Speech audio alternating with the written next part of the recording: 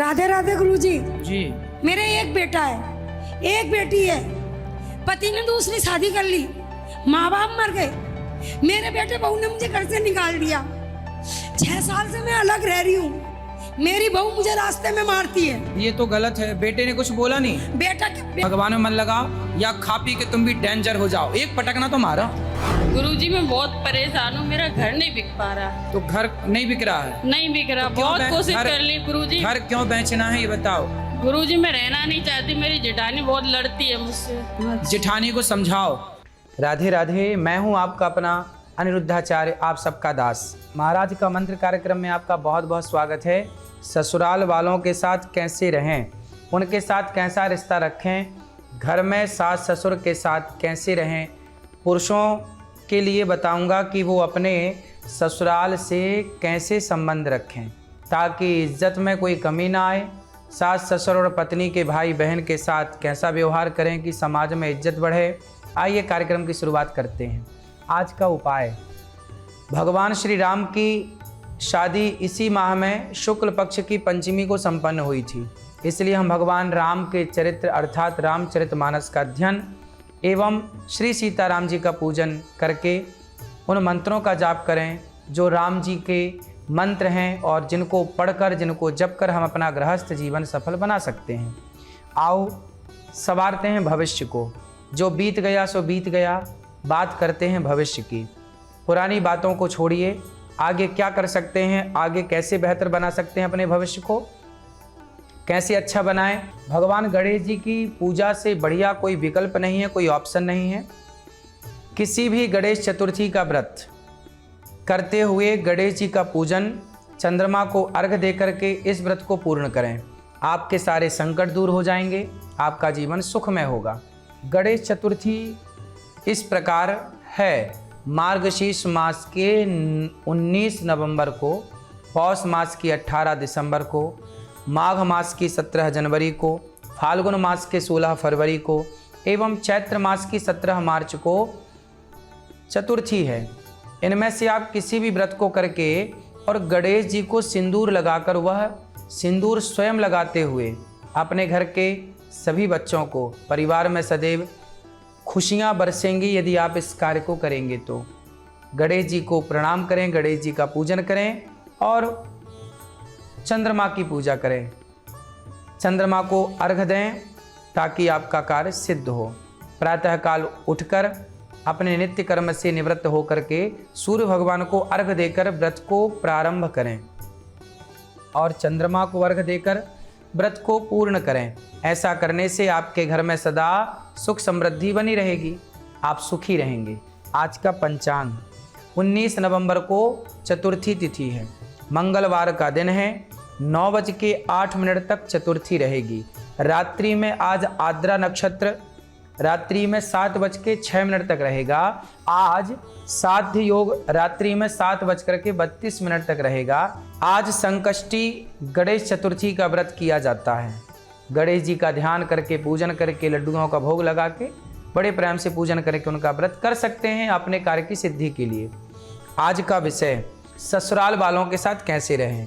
ससुराल, लड़की की भी ससुराल है। एक बेटी जब विदा होकर जाती है अपने पति के घर तो वह उस लड़की की ससुराल कही जाती है। तो वो ससुराल में कैसे रहे, देखो रहने के तरीके हैं। लड़की जब ससुराल जाती है तो वो ससुराल उसके लिए नया होता है। वहाँ लोग नए होते हैं, वहाँ की हवा नहीं होती है, वहाँ का वातावरण नया होता है। तो ससुराल वालों को चाहिए कि वो अपनी बहू को बेटी की तरह स्वीकार करें, बेटी की तरह व्यवहार करें। कोई गलती हो जाए बहू से तो बेटी की तरह उसे समझाएं, सिखाएं कि बेटा ये काम ऐसे नहीं, ये काम ऐसे होना चाहिए। इस तरह का आप यदि कार्य करते हैं तो निश्चित आप एक बहू नहीं, एक बेटी का प्यार पाएंगे और बेटी को भी माँ बाप का प्यार मिल जाएगा, आपको भी बेटी का प्यार मिल जाएगा, घर स्वर्ग हो जाएगा।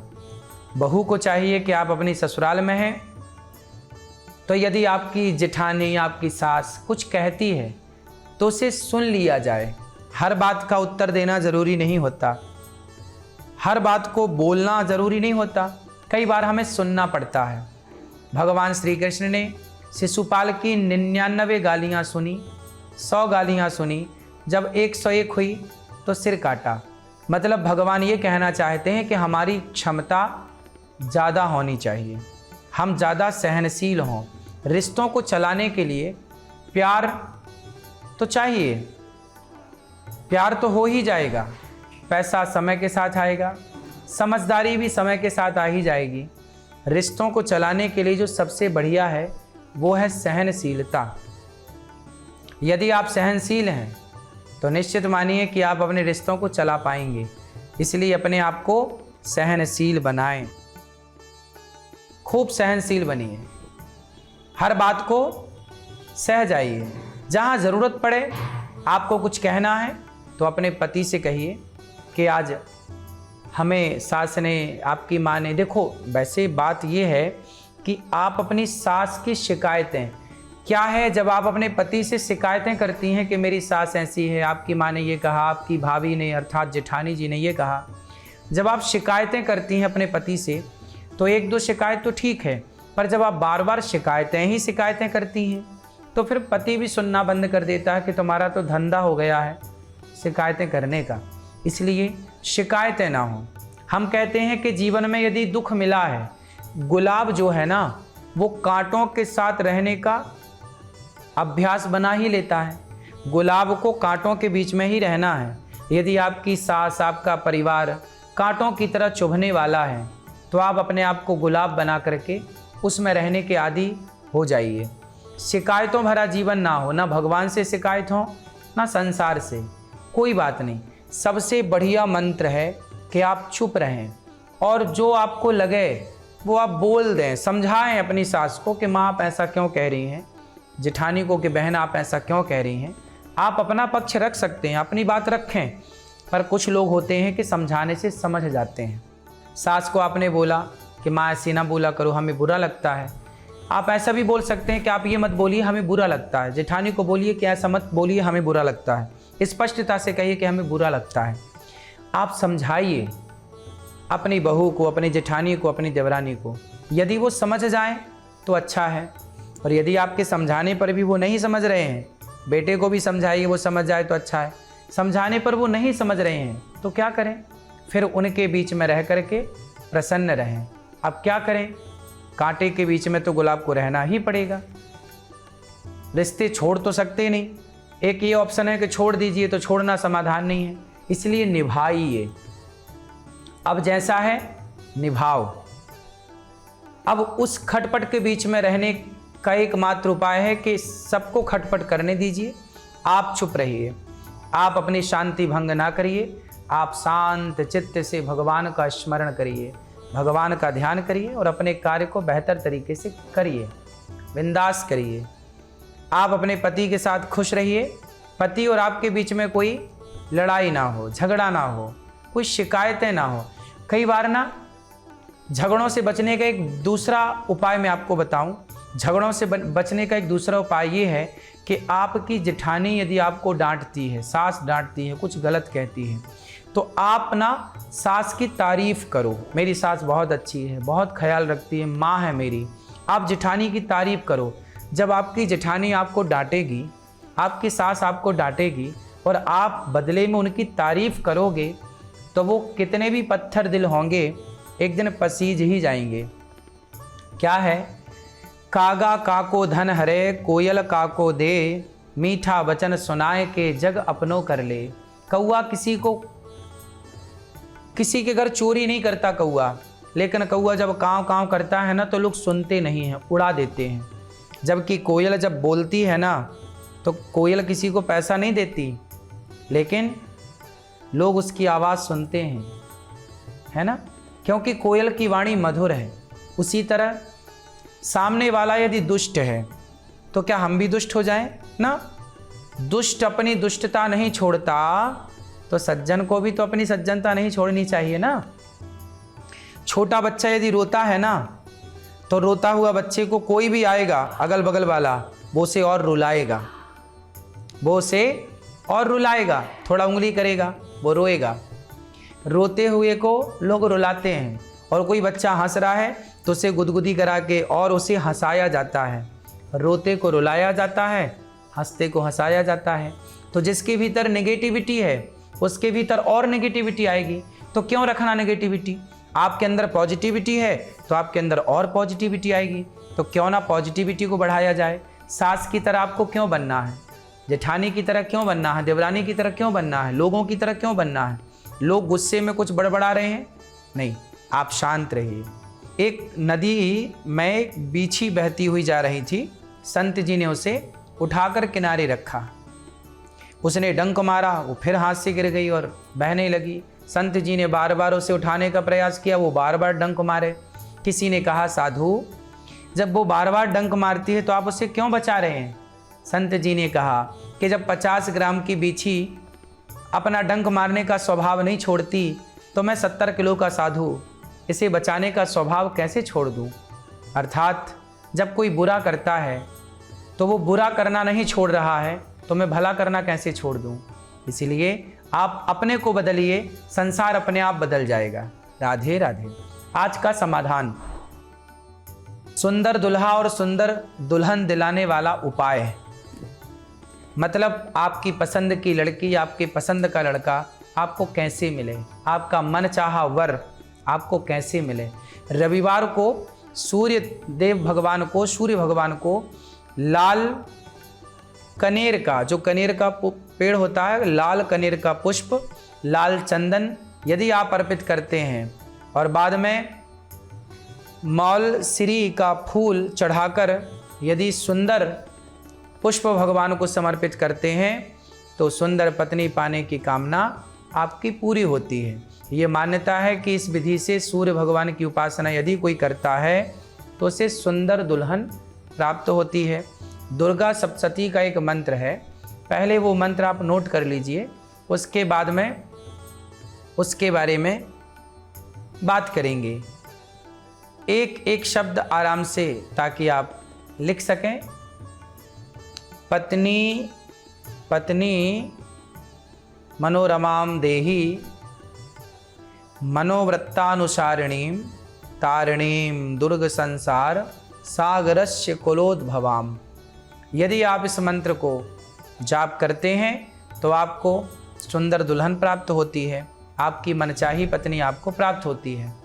ऐसा आप करेंगे तो संस्कारों से भरी हुई पत्नी आपको प्राप्त होगी, गुणों से भरी हुई होगी, जो आपके परिवार का सम्मान करेगी। गुरु को विवाह का कारक माना गया है, इनकी पूजा से भी विवाह के योग बन जाते हैं, बाधाएं दूर हो जाती हैं और सुंदर पत्नी प्राप्त होती है। इसके लिए हर गुरुवार को व्रत रख के बृहस्पति भगवान का पूजन करें और 5 बेसन के लड्डू और चने की दाल का प्रसाद चढ़ाएं। खुद ना खाकर ज़रूरतमंदों को यदि बांटते हैं तो आपका कार्य सिद्ध होता है। सीता, रुक्मणी और गौरी माँ का पूजन करके आप लड़कियाँ सुंदर पति प्राप्त कर सकती हैं।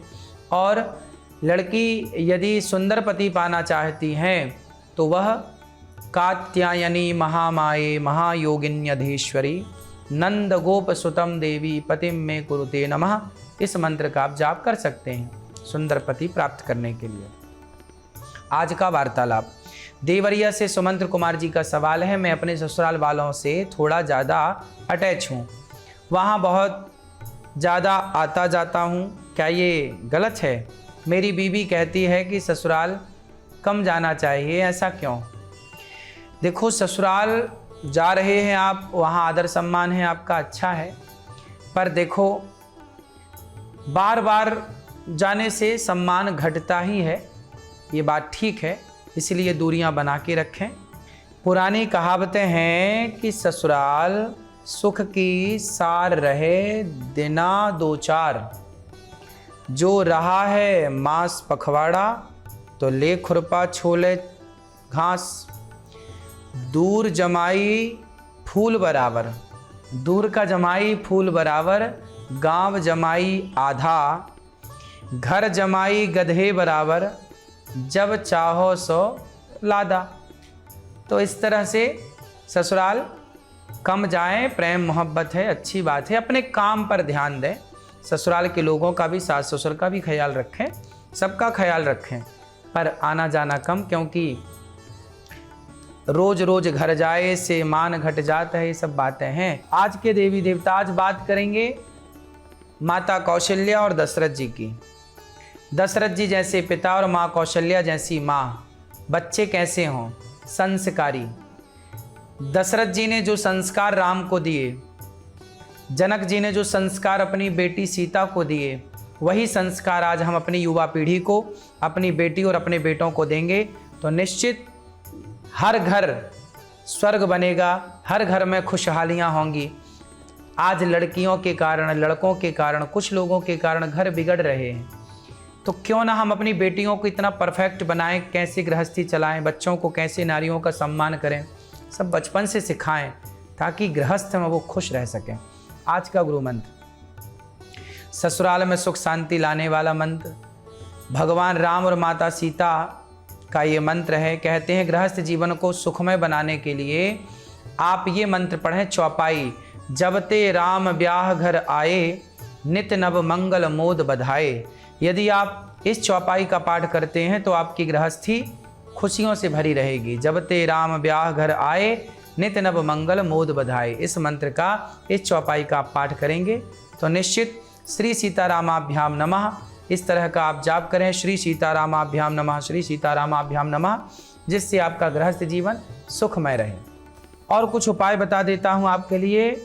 क्या घर गृहस्थी अच्छे से नहीं चल रही है, खाना बनाने के बाद भी चूल्हे की राख बचती है, उसे कहीं से ले आएं, राख को गोबर में मिलाकर रसोई को लीप लें। कहते हैं ना, पुराने ज़माने में गोबर से आंगन को लीपते थे, रसोई को लीपते थे, चूल्हे को, जिससे शुद्धि होती थी। जैसा खाए अन्न वैसा रहे मन। तो आपके खान पान को बेहतर बनाने के लिए जैसी राख है शुद्धि, वैसी बने बुद्धि। हो सके तो गाय के गोबर से अपनी रसोई को लीपा जाए, आंगन को लीपा जाए। अब तो आंगन है ही नहीं, अब तो रसोई गाय के गोबर से लीपना संभव नहीं है। फिर भी गाय का गोबर जरा सा ला के आप यूं ही स्पर्श करा दें, जिससे भी रसोई शुद्ध हो जाएगी। कल का विषय, अकेलापन अगर परेशान कर रहा है तो कल का शो जरूर देखिएगा। अकेलापन आपको परेशान नहीं करेगा। कल बात करेंगे कि आप कैसे अकेले हैं तो कैसे प्रसन्न चित्त से अपना जीवन गुजार सकते हैं। कल बात करेंगे महाराज के मंत्र कार्यक्रम में। गौरी गोपाल आश्रम की सेवाएं सदा आपके लिए हैं। आप माताओं के दर्शन करें, यहाँ की रसोई का दर्शन करें, जुड़े रहें सेवाओं से, सुखी रहें, प्रसन्न रहें, अपना ख्याल रखें। राधे राधे।